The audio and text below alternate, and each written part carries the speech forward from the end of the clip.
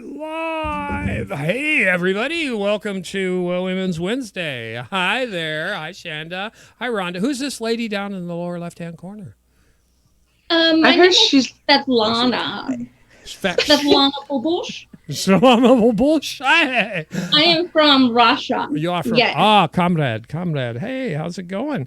Savage Joy, welcome to the Daily Dive. We're so happy to have you here today. Yay! Yay! Thank you. Yay. Good morning, everybody. I'm so excited to have Savage Joy with us today, along with Shanda, Master, accidental activist. Oz, I'm so excited for our new endeavors. I am too. I'm so happy that we have Savage Joy joining us today.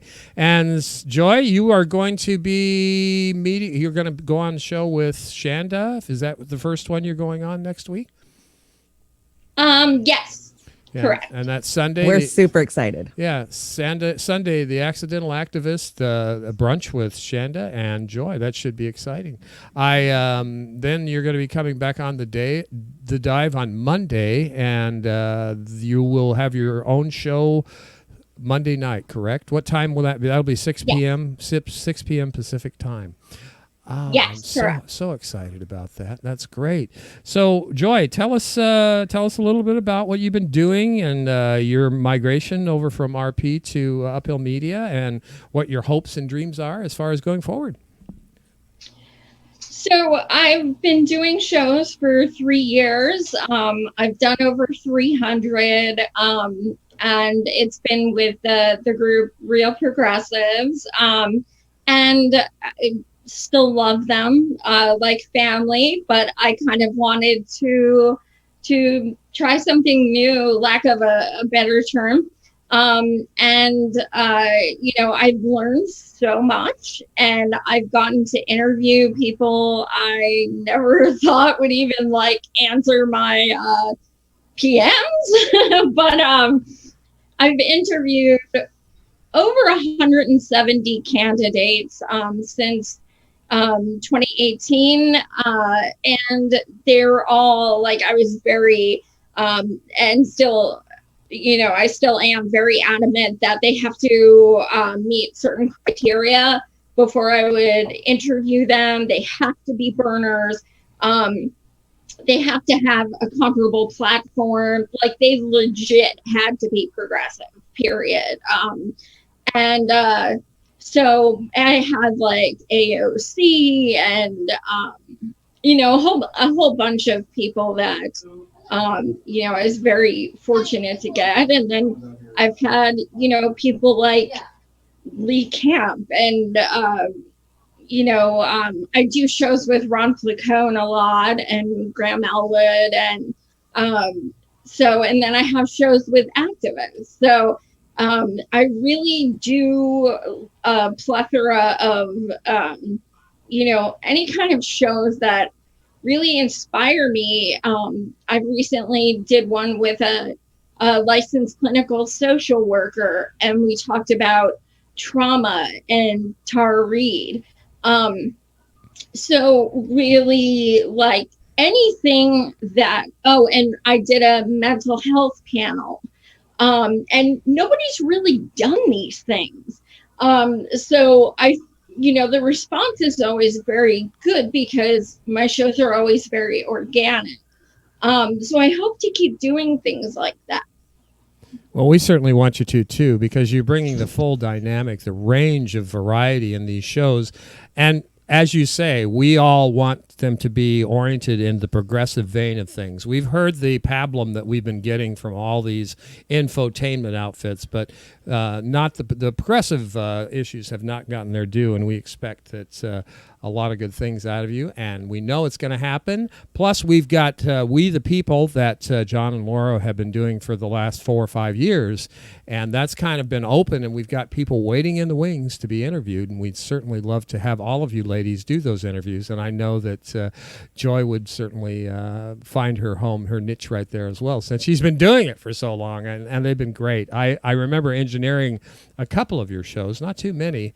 One with Khanna that went real real well, and there was another one with another Senate candidate or House candidate, and I really enjoyed it. I thought you were very thoughtful in your questions and very frank, and that's refreshing because you're not just trying to build a relationship for access. You want some actual substantive discussion. So that's wonderful. We're looking forward to it. Thank you. Let's make a shout out here. We've got Jeffrey Pearson and Barbara. Jeffrey Pearson.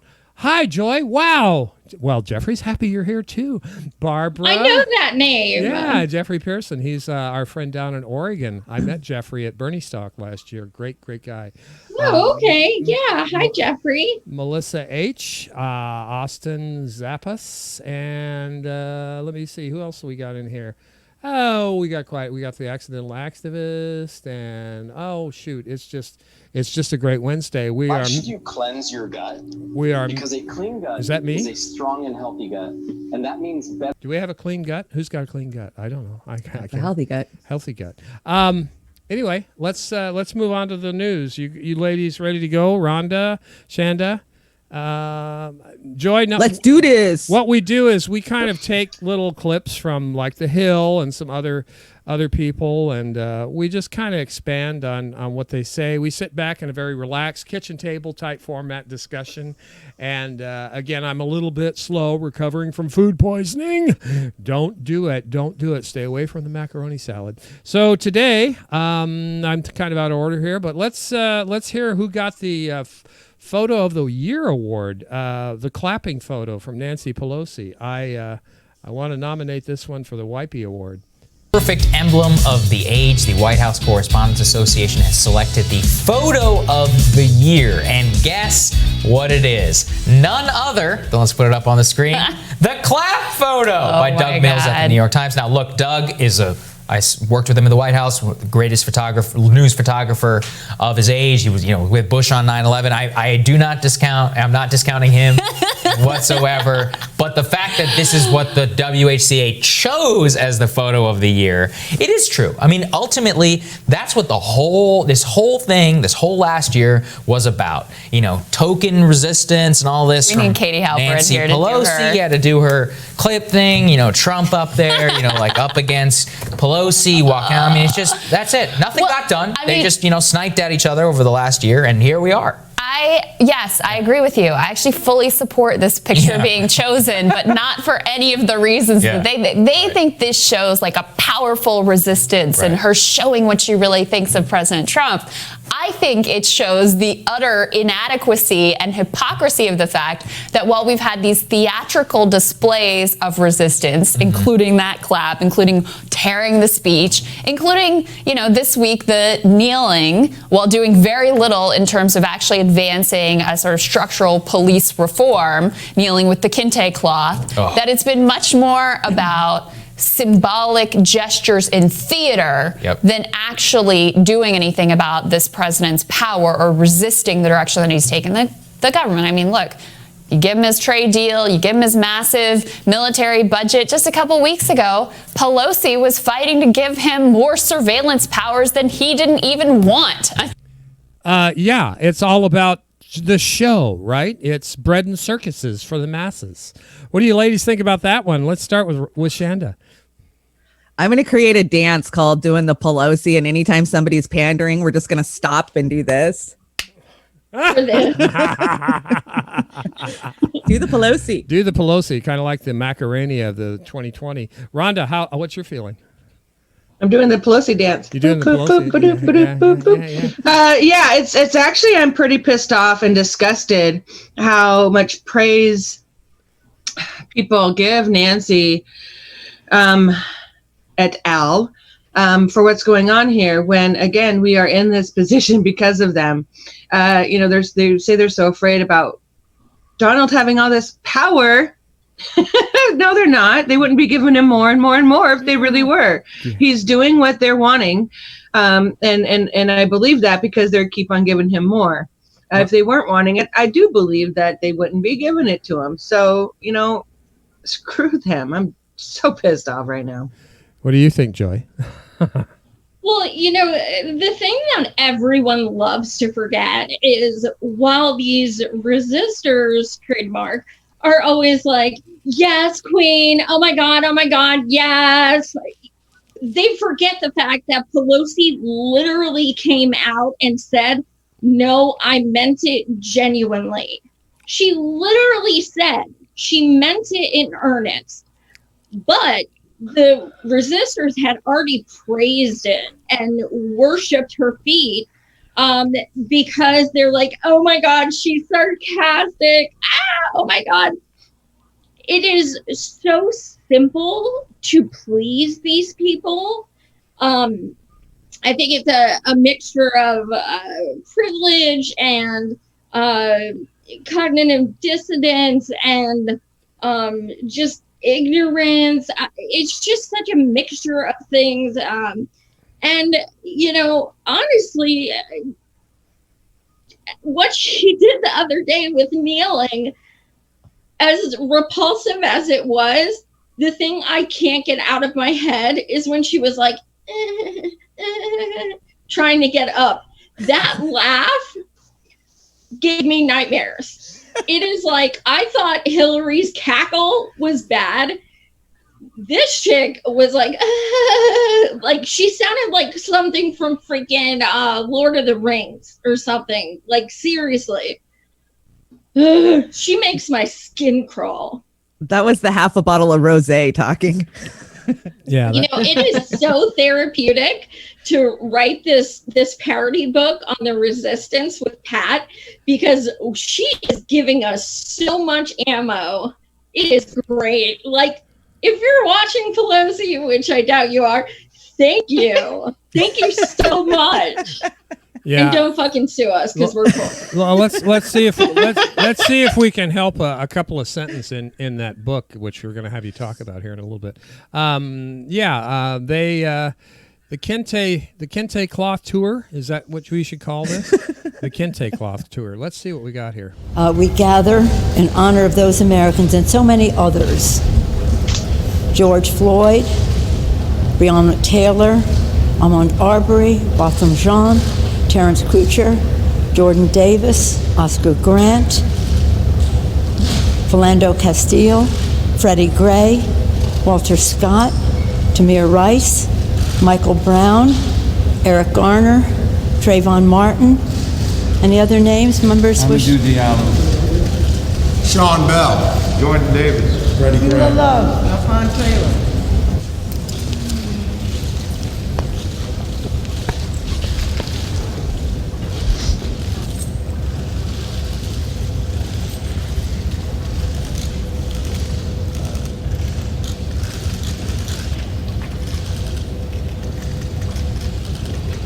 Well, needless to say, they stayed down there for about 8.5 minutes, and they had to have their staffers come in and raise them up because they're all they're all antiques like myself there. But can you? You're weighed down by pounds of shit. Yeah, too. pounds of Somebody told me that it's hard to stand up when you don't have a spine. Oh my God, that's a good one. I gotta remember that one. Comedian of the day here, Shanda Mazda. Yeah, I see Chuckles' humor there. He looks like he's really deep in remorseful thinking. Didn't you say in the green room, Rhonda, that list? You could have probably recited that list for hours, right? Thousands of people. Oh yeah. It's a short little piece of paper she had there. Yeah, they couldn't even put all the names down on. Yeah, exactly. Put all their names down on a piece of paper, let alone like, oh yeah, anybody else have a name they want to throw out there? I mean, disingenuous is, to say the least. Yeah, very just disingenuous. And I want to make sure everybody knows that voice of God in the background. That's Nate Prudhomme.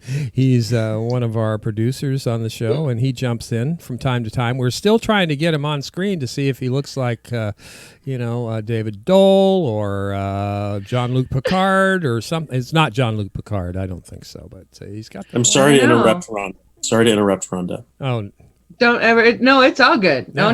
We're all family. No, please interrupt me. Don't say that. I'll just start talking the whole show. Good. Shut up, Nate. Yeah, we're ready to go. No. We'll get you on camera, Nate. So, anyway, to finish this off, we see that they went to the Congressional Black Caucus and did the same thing for 8 minutes, which is great for their knees. Here's a picture. They just switched it up a little bit.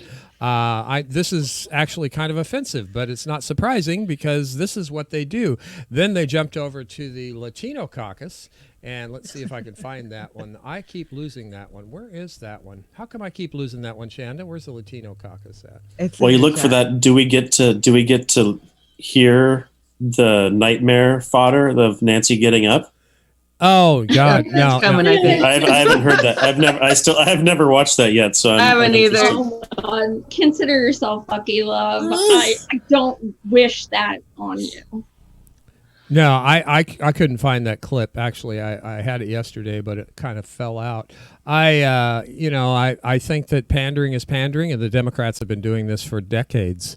And it's such in poor taste with everything that they do. It's all about optics. And like Rhonda said, they've been giving Trump everything he's wanted since he's been in office. And now I'm thinking that they want to give him more spying powers because they're pretty sure that Biden's going to win the election by default. And even if he doesn't, they don't care, in my opinion. What do you guys think about that? I agree. They think that they're going to be next in the House. And it's kind of like what we saw them unleash with Obama. They thought Hillary was a shoo-in. So they had Obama, roll back all of this stuff thinking that they would be next in the White House. And guess what? They handed Trump a loaded cabinet. Yeah. And they kept it up. I mean, they just keep, it's like they could have tried to stop it. They could have voted against giving Trump more powers. But no, they did not. They handed it to him. And then now they're complaining about handing shit over, about him abusing those powers. Like that wasn't gonna freaking happen. Well, we can trust him. Let's keep it real. Trump is the best thing to ever happen to the Dem Party. True.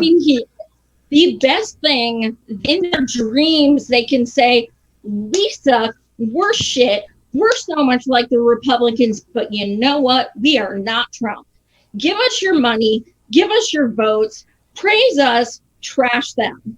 It is like he is the epitome of a gold mine to them. Exactly. I believe you sound a little bit like Oz. Oz says this stuff from time to time. And I think they're going to win with the Trump bad, rhetoric. How'd that work in 2016? Yeah, but they're saying now, even if they lose, or even if the amount of points that Hillary lost by, Biden will still win, is what they're saying in the polls. Of course, we know the polls are full of shit. He's not going to win against Trump. Like, he won't. You don't think so? All right, Joy's on Team Oz. Joy's on Team Oz. I still don't. I think Trump can crater the planet and he'll still win. I gotta agree. I just, and everything, all the metrics as of today show that Joe Biden wins by points and points and points. Again, Hillary had a 98% chance of winning, so polls can eat a bag of dicks. Honestly, I don't go by them. A lot of people swear by them when they're in their favor. You know what I mean? My question is, how many people did they ask? What were their demographics, things like that? Like, you see ones with Bernie that are like 100 people were asked and they were all members of the DNC, things like that. So I am terrified yet fascinated at the thought of them debating each other, because Trump will school the hell out of Biden.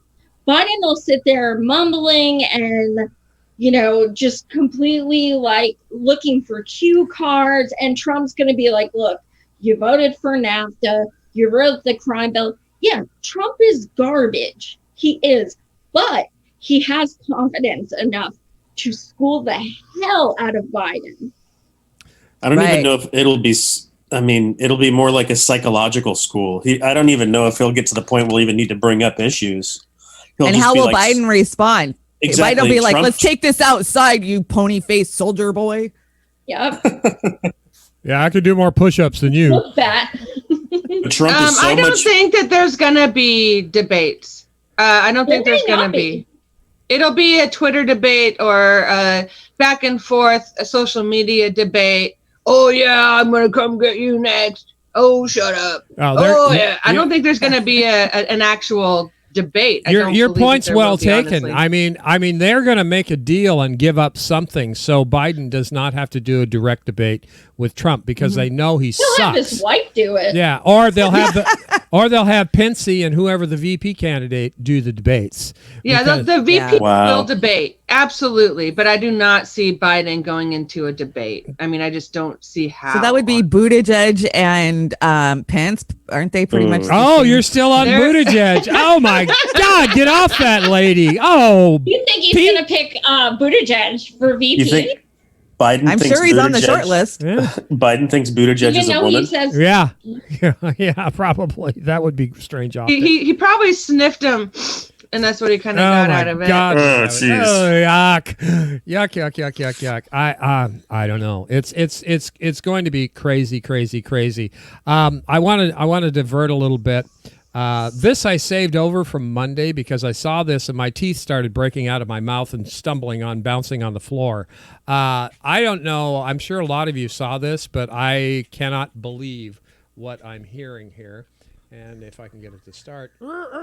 Okay, there it goes. George W. Bush has entered the fray, and some people are very happy about it. So according to our friend Hannah Trudeau over at the Daily Beast, she reports that Team Trump desperately wants Bush to endorse Biden, and some Democrats love the idea too. I would actually love to see George W. Bush endorse Biden. But what was even better and really caught my eye, Crystal, was a quote from Representative Ro Khanna, who was a former co-chair of the Sanders campaign, who says, quote, "Our task is to build the broadest coalition possible. I began my career in public service running against Bush's war in Iraq in 2004, but no one doubts," this is Bush, "his commitment to tolerance and inclusiveness." Khanna argues that Bush is in a, quote, "different moral league than Trump," particularly in the regard to the latter's fondness for promoting divisiveness and fear-mongering. Again, this is the so-called foreign policy star on the Look at Crystal. She looks like she's on that Bill Maher show again, making the face. She just can't believe it. anti-establishment left. I think there's a different sorry. moral league between boomer tweeting and invading Iraq and killing over a million. Oh my God. I mean, look, obviously I've been critical. You guys know how I feel about Donald Trump, but you don't have to do this. You don't have to apologize for the guy who lied us into war, killing our people, killing civilians, justifying mass surveillance. And by the way, so much short-term memory loss about how divisive the Bush presidency was on cultural issues. I mean, they went hard after the religious right against gay marriage. I mean, it was a very divisive presidency. Like, how do you just instantly forget that? But it's what we've seen with liberals here. What we've seen really at MSNBC is like on display fully their desire to completely rehab these Bush Republicans, to embrace them, and not only that, to actually center the gravity of the entire party around appealing to George W. Bush, Steve Schmidt, Nicole Wallace, the national security state apparatchiks. Like, they have actually geared the party to cater to exactly that group under the theory of basically like the enemy of my enemy is my friend. Oh. This was all freaking designed, guys. Wake up. Of course. I mean, they've been trying to make the Democratic Party conservative forever and propping up that the Republican Party is even worse now and getting moderates to come over. Of course they want George Bush to go. It's not that we forgot. They want us to forget. They're coming out with their narrative. Oh, no, he's a good guy. Oh, no. We can't let that happen. We can't let them try to gloss over. We are here today because of Bush is a big reason of it. Not the only, just like Trump's not the only reason we're here today. He's a symptom of all these years of all their fucked upness that came before us. I can't believe Rokana. I'm very disappointed in what came out of his mouth. Go ahead. Yeah, you know, 3 years ago today, a lot of us were at the People's Summit in Chicago with many progressive leaders. I know you were there too, Joy. And we had such hope, you know, even if Bernie didn't break loose and start another party, we were pretty sure he was going to run. in 2020. So we had so much hope. But, if you look back over the years, the Democrats have been crafting this narrative for a long time now with these photo ops with Ellen DeGeneres and Bush at a baseball game and Michelle Obama. Oh, he's a good guy, hugging and squeezing and hanging off of him. And yeah, we might as well just call it the Republican Light Party, because come on, that's what we know it is. It seemed like Khanna was, all I heard was him making a numbers argument. I didn't hear the whole thing, but I thought he was just saying, if Bush is going to vote and influence voters, might as well have his vote, and maybe he, get his influence too. That's all I heard. But Joy, maybe I'm ignorant. Joy, what do you think? This is hard for me because I've been close to Roe for about over 2 years, to the point that we email, and I've had him on my show 4 times. And, I know for a fact, I've never said this publicly, but I found out Bernie was going to drop 4 days before he did, through inside campaign people. And I messaged and emailed and texted every fucking person who is even somewhat close to Bernie. And I said, please don't let him do this. And Roe was adamant. I don't want him to drop. Some of us are trust me, we are trying. So I will say that he was adamant that he wanted Bernie to keep going. For that, I love him. As far as this, it's very disappointing because he is basically giving the rationalization, well, Trump is worse. Look, if he thinks, Bush endorsing, Biden is going to be better to progressives, that actually looks worse. When you have Republicans who are warmongers endorsing you, it proves you're not a Democrat. So maybe to them, it's well, let's do anyone we can get.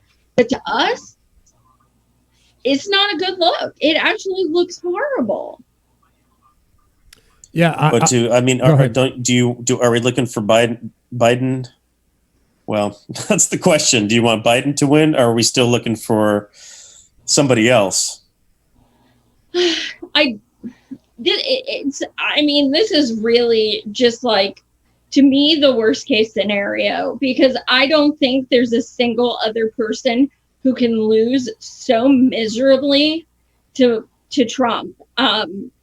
I don't want Trump again. He is garbage, but Biden's garbage too. So I really feel like we are so fucked either way. Is Biden's team even worse than Biden? Why would they let him go on and talk to Charlemagne the God? That decision, of course, Charlemagne's going to be tough with him and just, I don't know, his team just seems like they really don't give a shit. Optics. Absolutely. Optics. I think they do. Yeah, I think they weigh the worries that they have about what Biden's going to say with the optics that they'll get from having him on with Charlemagne the God. The guy, Biden, he face planted that one, as like he face plants everything, but he's still got the optics of having Charlemagne the God's face next to his face. Let's not forget that they own mainstream media. So again, they only need optics, and they can push it out however they want and drown out anything else, like we've seen. Yeah. I agree. Exactly. I agree. People forget this shit immediately. Who the hell's talking about him? You ain't black anymore. People just disregard this shit. Yeah. And hundreds of thousands of people have voted for him since. People, whether subconsciously or not, they have Obama nostalgia. I want everything to go back to the way it was before Trump. That's how they see Biden. Obama Jr. That's it. That's all it is. If it was more removed, I don't think he would do as well. It's so, recent that people are like, nope, let's go back to the way things were. They were perfect. Everything was good. As soon as Trump's out, it'll go back to the way it was. Everything's solved. I can be, a white person and just be happy and, comfortable. And it's so ignorant. Short attention span. Yeah. Absolutely. Yeah. And that's what the news cycles also, you're talking about that. Like everything is just much faster now and people don't even need to remember. Well, the companies don't need us. They don't want us to remember anything more than a day, and then they'll have something else to sell us, literally. No, the depth of the news cycle is what I'd call they've Twitterized our news cycle. So it's just boom, boom, boom, boom, and nobody, unless you're a supercomputer, can keep up with that. The depth of news reporting like we had back in the day, I don't believe it's ever going to come back again.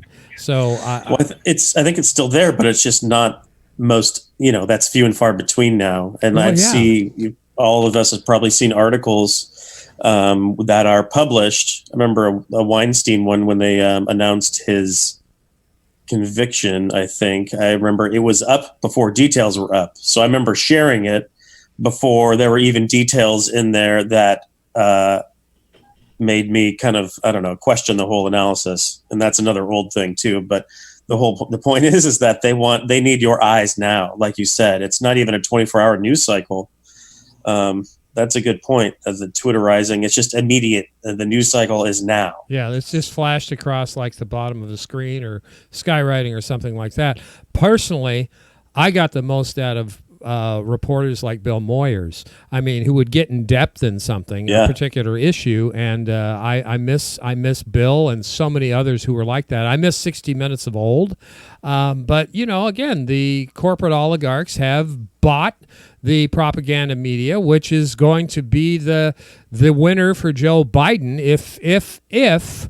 if they can pull it off. But I'm sticking to my guns. I think Trump's still going to pull some October surprise starting in September or August even, and it's gonna switch up the narrative up. He's gonna drop a money bomb. Don't you think it's gonna be like a money bomb, a stimulus bomb? Because we're seeing what we were warning about. All of us who believe this, by unlocking and opening up everything, we're seeing the COVID spike now this week. Sorry, Kim Iverson. It's the rates are going up. I've been watching it particularly today. I saw a lot of stories, and I'm very concerned about that as well. I'm very concerned too, because the military has been dispatched across the country now. We saw these military vehicles moving 3 or 4 months ago before any of the protests happened.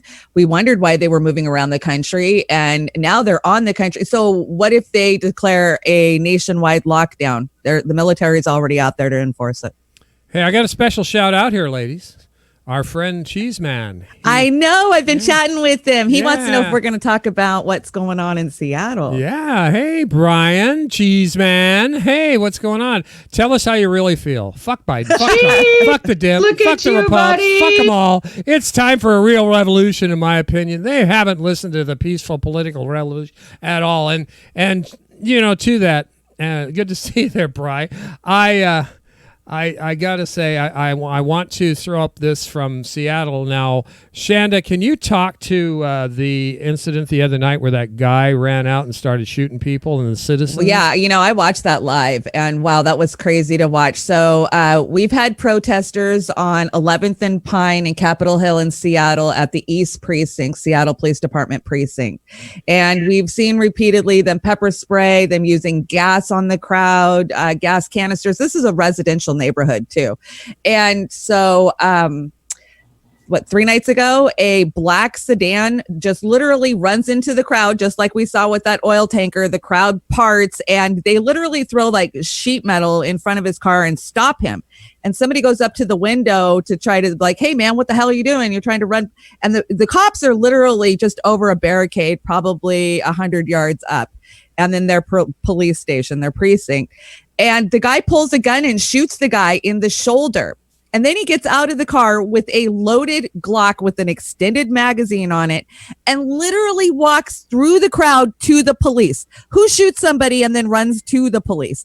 So literally he goes over the barricade, he gets to the police. And now if that was you or I and we just shot somebody in broad daylight in the middle of a crowd, we're going to eat cement, right? The cops are going to tackle you. They're going to rip that gun out of your hand. No, they put their arm around him and they slowly walked him into the police station with the gun still in his freaking hand. So we're in an upcry about this. We're in an upcry about them using gas on us, even though the UN has declared it illegal years ago. And we put so much pressure on that police station. The protesters down there, the Black Lives Matter leaders have been amazing. But the one thing we saw in that protest is they didn't break ranks. They stayed strong. They stayed together. They stayed calm, and they responded adequately. And you know what? They abandoned their precinct yesterday. The cops boarded it up and they left. Yeah, this article is talking about how a lot of these protesters and reporters are suing the Seattle Police Department, and I think rightfully so, for their over-aggressive nature and using military-type tactics to assault peaceful protesters. They've been doing this forever. Look at Standing Rock. It was fucking disgusting. I remember watching live every chance I could get, and it just what our government is doing to our citizens, the way that they're treating them, and like Shanda said, is outlawed in most countries. I mean, how is everybody okay with this stuff? How can people be okay with bringing on the police military against its own citizens? It is a military. I don't care what anybody calls it. It is a military against its citizens with the way it is right now. Yep. I see Joy shaking her head, so go for it, Joy. Let us have it. I was just thinking about, in Standing Rock, that was just terrifying. And there really is nobody's more peaceful than natives. I mean, they're so beautiful and they're so, spiritual and kind, and they love nature. Not to be simplistic, but, the thought that they were just walking and breaking up their prayer circles and, they're like spraying them down with water. They were dropping chemicals on them that they assumed was water and later got sick. And then you got Obama, who's just amazing and says, let's see how it plays out. Dude could have stopped that shit. He did it. Yes, he could have. Absolutely. Hillary, was running for president at the time, and people protested outside her New York campaign office for 4 days, begging her to say, stop it, because it would have had an effect. Let's face it. She was like in control of everything. So, but she never even came out and talked to him. Exactly. That's it. It was nobody wanted to help. That's not leadership. That's terrible. And the Seattle one, I keep reminded looking at these cops in this militarized riot gear that they've got, and Rex Chapman did a little gig here. Remember the song in Star Wars with the Imperial Stormtroopers? Well, I think this guy did it pretty good. This is not bad. Encore, s'il te plaît, encore.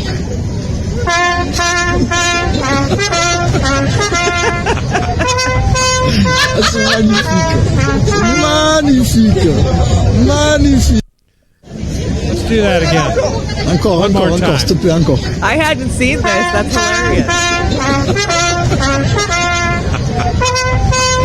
C'est magnifique. Now, if I had my Magnifico, yes. If I had my wish, somebody would be doing that at every protest and every gathering when they march these guys by. And it would have been so apropos when I shoved that 75-year-old man down the other day in the Bronx, because they have become. If I was a law enforcement, which I would never be, I don't know how they can look at themselves in the mirror, not considering what they're doing personally, but what their sisters and brothers who are on the force are doing. I just couldn't. But they can. I think you're gonna show something like that today. How horrible us civilians are to not terrible. You know, bowing down to those in blue. You're right. I can't understand it either, but we know that they can, and they will come out and scold us for not believing the same as soon as they get the chance to do so. You know, there's a lot of that were suspended. Like, they literally, okay, first of all, they blatantly lied and said that the dude fell, which is complete bullshit. We all saw the video.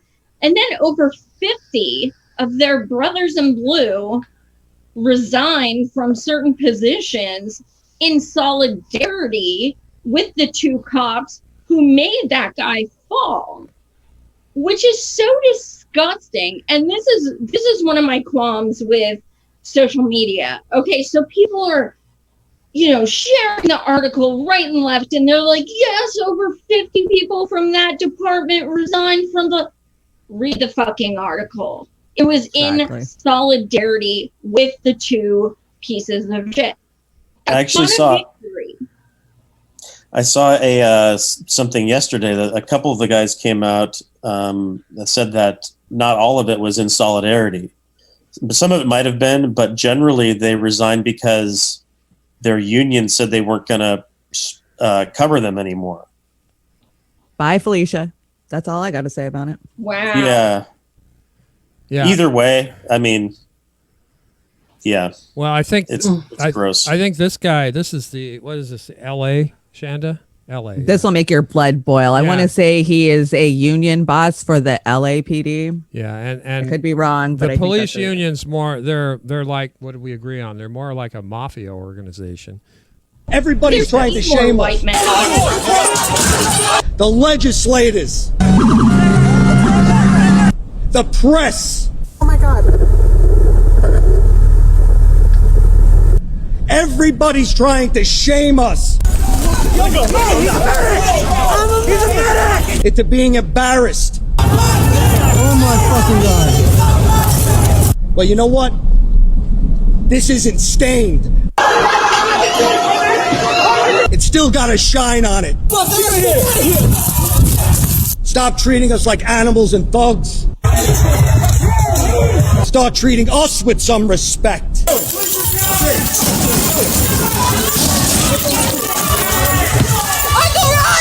It's disgusting. Trying to make us embarrassed of our profession. Don't resist! Don't resist! Don't resist! Don't resist, bro! I'm not! And that's all I have to say. Yeah. Encore. It still has a shine. It's not stained because it's not made of cloth. Yeah. Fucker. Yeah. Can I just jump in real quick? I know you have something and you're already getting into it, but this does make my blood boil. And first off, I want to point out the thing, you know, some of the words that come out of his mouth. One of them was thug. And let's think of what thug actually means, right? What is being a thug in the dictionary if you're looking things up? Right? So he's like, don't be treating us like thugs.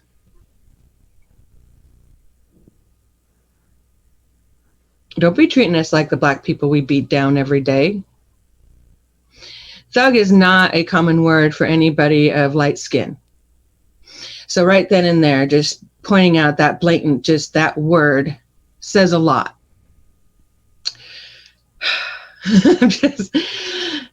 And for anybody to call them a thug would be actually accurate. A disgrace to the to those that are trying to say that they are. They are worse. And yes, I want you to be actually more than ashamed. I want you guys to be locked up. I don't care about shame. Lock your asses up. It's time. It's overtime. Just disgusting. This display. Hypocrisy. The hypocrisy of it is just disgusting. The projection, every single thing he said is a fucking projection of what they are doing to the people. And they're mad at the people for filming them. So it's not that it's our fault that we're just capturing their shit on video.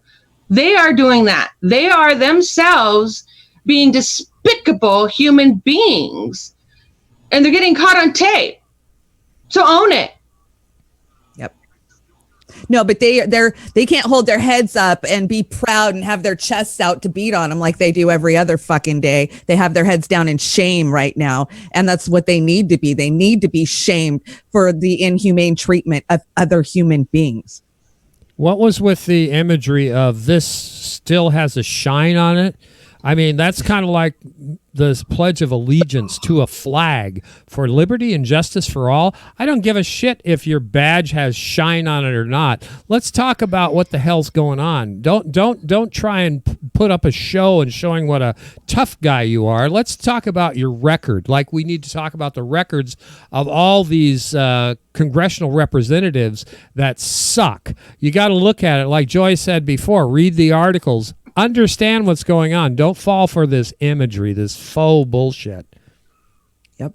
And take the black fucking tape off of them so we can see your badge numbers when you're beating us. Do they? Oh my God. I thought that was illegal. How are they still getting away with that stuff? So it's shutting off your body cam, but they're all fucking doing it. Yeah, I know. So it's a war. It's a war against the citizenry. Yeah, it's got to stop. So there is going to be a call. I know somebody's going to start up a call to have all the Blue Lives Matter stickers taken off of vehicles down here in Southwest Washington. So it'd be a shame if other people heard that too and starts trying to what's take those display of what's that bootlicking. What's the down. What's a Blue Lives Matter Did you guys ever sticker? see? Oh, you've never heard Blue Lives Matter? No. Go ahead, Joy. I'm sorry. I don't know what Blue Lives Did you Matter. guys ever see on cop cars how where it says to protect and serve, it's in quotes? Yep. Why? Like you just pulled on yourselves, you dumbasses. Unbelievable. No, it's time to call. I mean, so Black Lives Matter, especially, here in Washington State, but nationwide, it seems to really just be calling for defunding the police, demilitarizing them as well, and putting money back into the communities of color, the communities who have suffered at the hands of this destruction. So I say that until that is met at the very least, we need to support frontline, make sure they have enough water. I mean, get ready for supplies because this is a long haul. This is not just a pop up, I'm mad and leave thing. The streets will be. We are. So buckle up, get ready, and make sure you're support those out there that are really going to make the changes. And thank them because they're in this fight for everyone. So we got to do everything we can to make sure that they have support in any way that they need. I want to talk about something that we don't talk about, and I don't think many people in Washington State even understand this. So we were in such a rush in 2015 to pass legal marijuana that we fucking allocated most of that money to the police. And so we made them $500 million in 2018, the state of Washington. That a huge majority of that, 125 million of that dumped into the general fund. But we allocated education for the police to go out there and teach people not to smoke pot when they're young, right? So how much money did we give them to do that? We gave them $10 million to implement some education programs, which we don't see in the community, but they're sure driving nice fucking cars, right? So as somebody who's a cannabis activist, I've been on the ground. My biggest thing is us potheads are funding the police right now. So we need to get on our legislators, especially in Washington State. I know Washington State's not the only one whose funding is going straight into the general fund. We've got to reallocate these frickin' funds and get them away from the police. Washington State. Everybody considers Washington State, for all of our friends in Vermont and across the nation, we're viewed as being left. Is that what it is? We're not. We have a bunch of we as a people ultimately are, but our legislators not. And it's because I believe a lot of it's because we have an older demographic that's boomers. A lot of people in the state are they're retired and stuff. Washington's a little slower paced outside of Seattle. And the boomers here keep sending the likes of Rick Larson, one of the worst, I would say. Derek Kilmer, another one. Rick Larson is, to me, I have a personal dislike for him because I was in his district for years, but he is a corporate goon. And until we can replace these fake, I don't know, what do you even call these tools, these corporate tools, we're going to have this problem. So at the same time, we want to take Pelosi out with Shahid Buttar, but we have so many in Washington State that need to go. Maria Cantwell, come on. Look at their records. Rick Larson. Patty Murray. Are you really kidding me? All they are. Del Bene. Yeah, Del Bene. Del Bene spent $3 million to buy her seat up in the 1st Congressional District. And you can't tell those people up in Whatcom and her district anything but good things about Susan Del Bene. She hasn't done shit. As a matter of fact, it's all been optics with her, too. I had a one-on-one with Susan Del Bene, and she could not respond to one thing I said. Not one. She was just never. Totally unable to do that. I digress. I want to play this little clip, a little bit of this one from John Oliver. Now, I don't think he's apologizing for the police, but he makes a good point here. Let's take a look.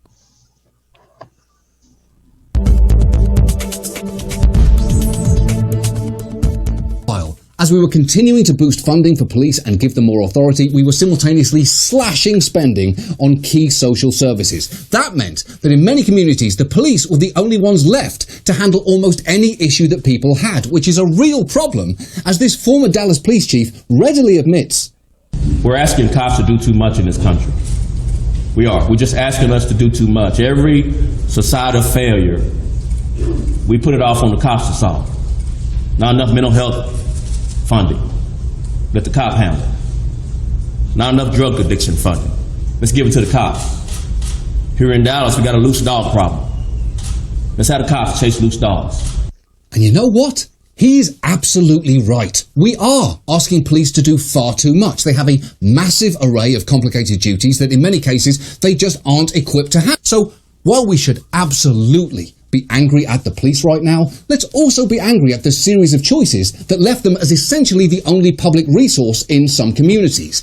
And on top of all of that, we've made those bad choices even more dangerous in recent years by needlessly arming police to the fucking teeth.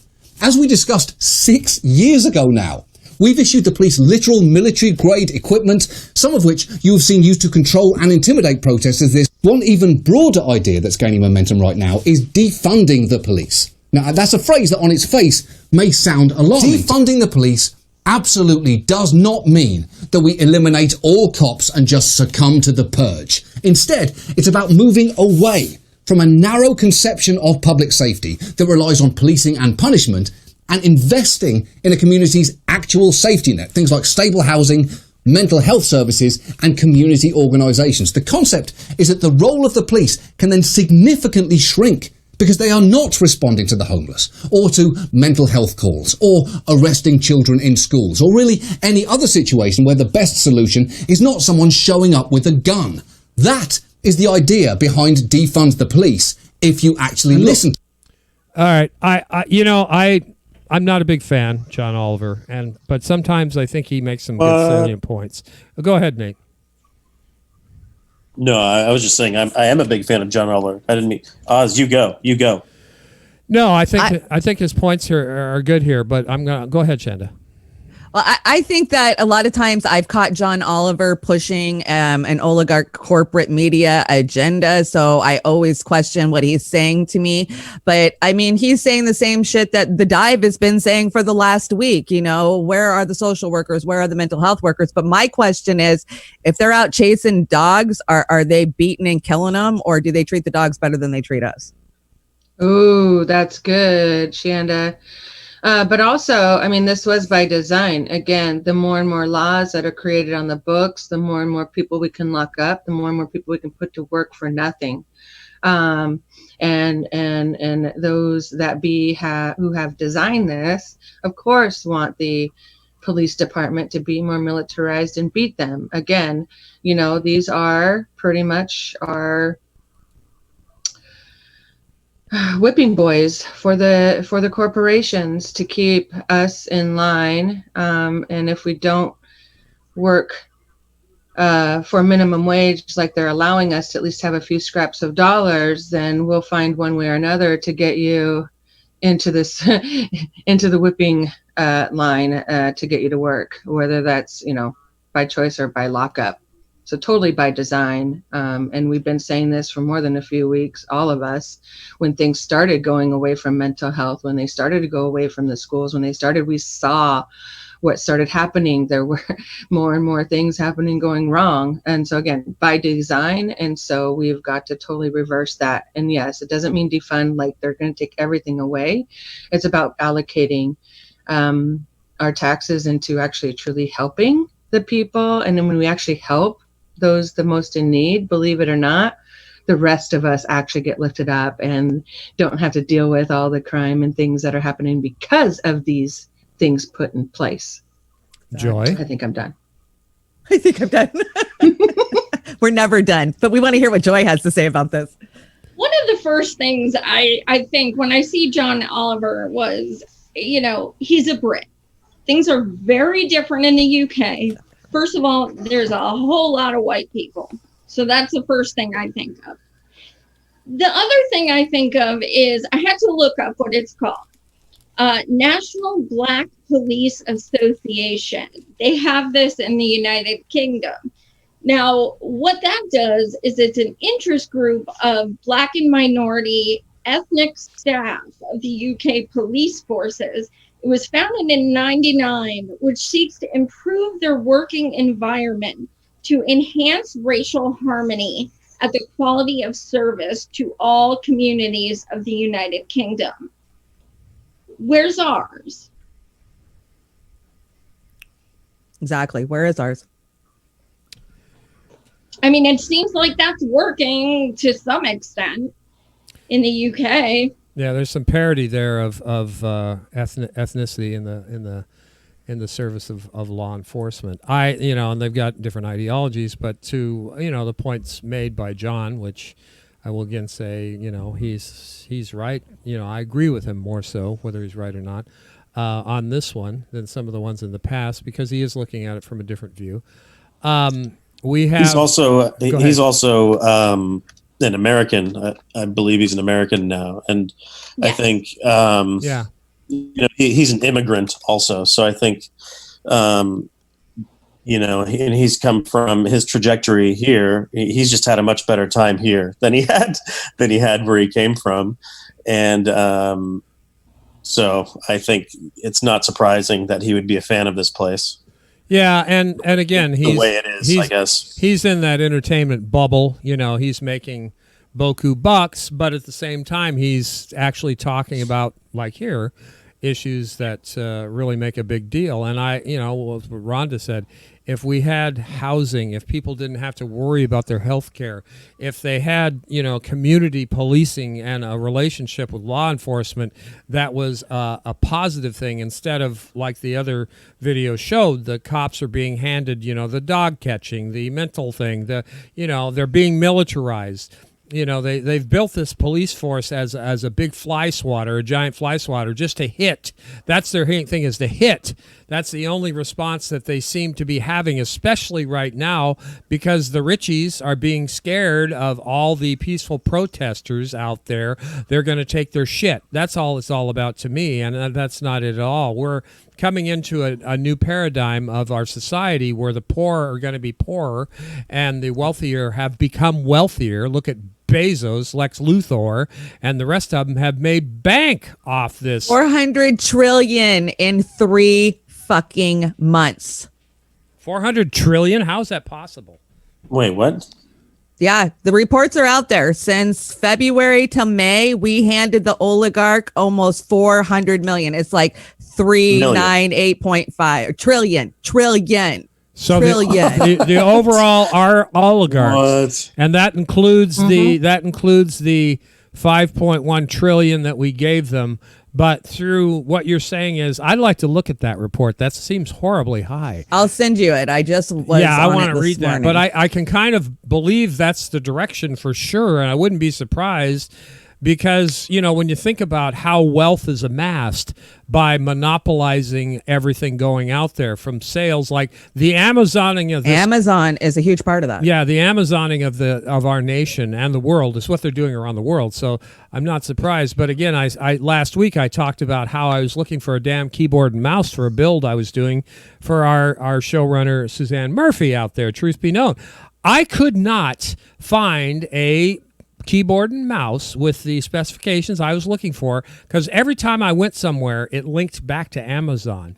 You know, I think I finally ordered it from Fry's, and Fry's, and it's a California company, and Fry's ended up saying, oh, it was defective, so we had to cancel the order. Are you fucking kidding me? You know, after all 2 hours. So Amazon owns the retail world now, and the only ones that are staying with their necks above water are the Costco's and the Walmarts and the others. J.C. Penney's and Sears are gone. You know, so again, It's true. I was calling around to see how we can get a big bulk of yellow vests, and I was going directly to like manufacturers and talking to them about, you know, getting in bulk, and then they could even put some words on it and stuff like that. But they even said to me, you know, honestly, you're going to save money going through Amazon and then getting it through us that way. And I was just like, how is this a thing? How can it be cheaper going through Amazon, a third party, than going direct to, from the manufacturer? It's too late. It's done. You know, we saw Walmart yesterday say that they won't rebuild in cities that don't have, that we've defunded or abolished the police. But okay, so boycott Walmart. How do you do that when there's no stores left in your community or the next community over the next community over? It's done. It's a done deal. It's already been done. I don't even know how we fight it. We have to bring it back down to where we're building it again. Our mutual aid. Who in our community can we start, growing food with? Where can we? I mean, it's mutual aid. We have to start working together again as communities to be able to take to do any kind of a dent and push out the oligarchy. Yeah, it should be frightening. We had food deserts for the last decade. Now we're having retail deserts where we can't even get non-food items because the Walmarts of the world are pulling out, and they're using their clout just like Amazon did with threatening with Kashama Sawant with that tax. That tax, same thing. If the people, if we have people like Kashama Sawant, by the way, she's a top favorite for me to write in for president. Me too. I think that's, but it eventually, Nate, don't you think this pendulum's going to swing the other way someday when it gets so bad? What do you think, Nate? I want to hear what you got to say on that. Yeah, I mean, it always has to. That's the nature of things with mass and inertia. But I like Pramila Jayapal, honestly. I think as far as on the national level, I think she would have more appeal than Kshama Sawant as far as actual viability. Viability, but she always bows the knee to the establishment, so she just will not be the forceful force we need for change. Yeah. Optically, yes. She seems like she's doing a good job so far. Yeah, but I don't agree with that. I'm sorry, I just don't. And that's a discussion I'd like to have, because remember Rhonda 3 years ago? I said I like Pramila, but you better keep an eye on her. She has a tendency to bend that knee a little too quick for me. So, but yeah, that's a good point, Nate, and I'd love to have that discussion with you, because she's been pretty much adamant about the national single-payer health care, and her health care bill is actually better than Bernie's, I think, isn't it? Right. Rhonda? I agree with that, but I do agree that on a lot of issues she bows. Yeah, I don't know as much about it, but as far as the package and staying on point, staying focused, and she sounds good. Yeah, I agree. And I do think, and the more that we are able to come together and really show the power that we have, because again, there's a lot of us, and we're all kind of spread out in different directions, but we are coming together as one. But the more that we're able to come out and show that there is support for those voices and support support to push to get those the legislation enacted, I do think they'll be able to feel more beholden to values and fight for them. So again, it is up to us to really be loud and keep pushing for the issues and policies that we absolutely need. We can't let them get away with anything. We keep their feet to the fire. We have to do that. Yeah, I agree. Yeah, I'm not endorsing Pramila for 2024, but No? definitely keep their feet to the fire. We thought maybe Bernie would pick her as VP, but she wasn't born in the United States. Right. Yeah, she will not be able to technically. Yes. Oh, really? Yeah. Well, everybody, but the sentiment is there. I get what you're saying, though.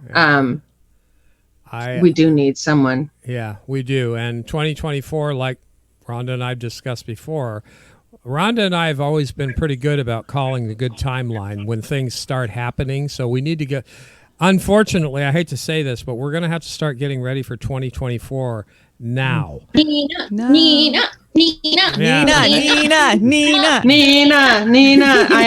agreeance. I don't think twice about that. Nina is my first and foremost choice. Yeah, I think things are going to really change up when we start getting into 2024, and it's crazy we have to do that, but they've been starting these, in the UK they start 6 months ahead of time to run for office, but here it's 2 years. So again, it's been a great Women's Wednesday. Thank you, ladies. I was holding this window for Whitney or one of the other gals next week. Chris, you could join us on the Dames of Doom tonight on the Natural Progressive. Yeah. Dames of Doom tonight. Please go over and talk to Chris and Whitney. Are you going over there, Shanda? I'll be there. All right. Woo-hoo. That's going to be fun. And then tomorrow night we have the Accidental Activist, and she will be interviewing Georgia Davenport, right? Georgia Davenport and the push for universal health care. Yeah. And then I love Georgia. Yeah. She has made such a huge amazing. difference here in Washington State. It's just amazing. She's fantastic. And Joy, are you going to be on No Joke on Saturday? I am not. I'm doing Sunday. With Shanda. But we have our pre-orders for books starting the 20th. And so we are lack of a better term, banging it out. Well, good. So you've got that book. So I don't know what to call it. My brain's not working. Tell us about your book real quick. Tell us quickly about your book. You're writing it with Pat the Burner, a.k.a. Nate Sliver, a.k.a. Peter Douche. He wrote the first book, Peter Douche. This one's a parody on the Resistance. So your favorite people from the Resistance are in it. Those in Rotated. And we're just having a blast with it. I can imagine. Burners are in it too, and there's not a single Bernie supporter in the universe who will not love this book. Well, good. You're going to talk about that on Shanda's show Sunday? Yes, we're going to talk about everything. You're going to talk about everything. Look at that big grin Shanda's got. We're going to talk about everything. I love it. Oh, also, before we go, if I want to give my Twitter at Savage Joy Marie 1, and reason being, I am looking for African Americans, either 2 or 3, who have been protesting with Black Lives Matter, who want to come on my show and have a panel of sorts to discuss your experiences. Why you felt up, why you wanted to go? What was your experience there?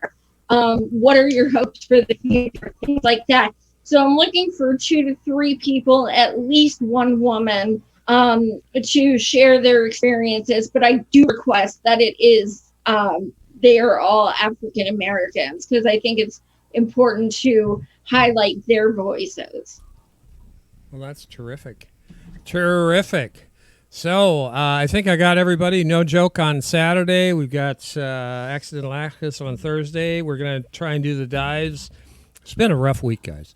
The Thursday and Friday, and we're not sure whether Larry's going to have a PDPR. But we're working on some things for Larry for PDPR. I'm going to save that. We're running a little long today, but we want to go out with this song. This gal. Oh, real quick, just to let you guys know, this Saturday there will be nothing coming from Our Revolution Town Hall or anything because it is convention weekend. So just to let people know that, don't expect anything this weekend coming from us either. Oh, it is going to be a very buckle down Washington State convention. Oh, all day. We'll have some good reports from there, though, once we get back. So I've got to do No Joke while I'm at the convention. So I'm going to be multitasking even more. I think my brains are going to start leaking out my eye sockets pretty soon. But I'm going to send you some earplugs so they can, at least we can keep them, coming out the ears. Yeah, because it's getting nuts here. Anyway, this gal, Katie Key, she's a Czechoslovakia, very talented young lady, and the song is Stop music video. Shanda and I kind of said, yeah, we're going to do this today. But thanks to everybody out there today, Jilly, Marcia Stewart, there's Cheeseman again, good to see you, Brian, and Barbara Bartleson, Jilly Love, I think Al was in there earlier, Jeffrey Pearson. Thanks again, guys, and sorry about the rough start today. Everything just didn't work, including Oz, but here we go. Katie Key, thank you, ladies. Thank you. I hope you enjoy. Czech Republic? Czech Republic, yes. Czech Republic. She's quite good. We're going to do another one of hers this week, I think, too. Have a fabulous day, y'all. Bye. Thank you. Check it out.